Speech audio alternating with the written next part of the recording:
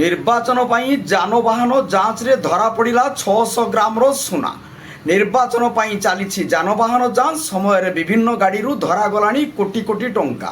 ତା ସହିତ ଧରାଗଲାଣି 1 କିଲୋଗ୍ରାମରୁ ଅଧିକ ସୁନା।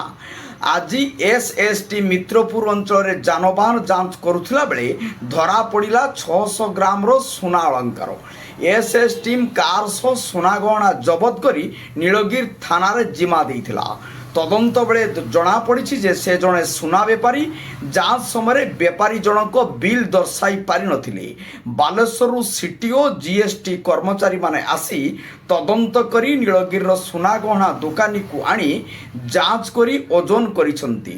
ମୂଲ୍ୟାଙ୍କନ କରିବା, ଫାଙ୍କି ହୋଇଥିବା ଜିଏସ୍ଟି ଓ ଜରିମାନା ଆଦାୟ କରିବା ସମସ୍ତ କାର୍ଯ୍ୟକ୍ରମ କରାଯାଇଛି। ତେବେ କେତେ ଜିଏସ୍ଟି ଫାଙ୍କି ହୋଇଛି ବା ଜରିମାନା ହୋଇଛି ଏପର୍ଯ୍ୟନ୍ତ ଜଣାପଡ଼ିନାହିଁ। ନୀଳଗିରିରୁ ମନୋଜ ମହାନ୍ତିଙ୍କ ରିପୋର୍ଟ, ଜନତା ଏକ୍ସପ୍ରେସ୍।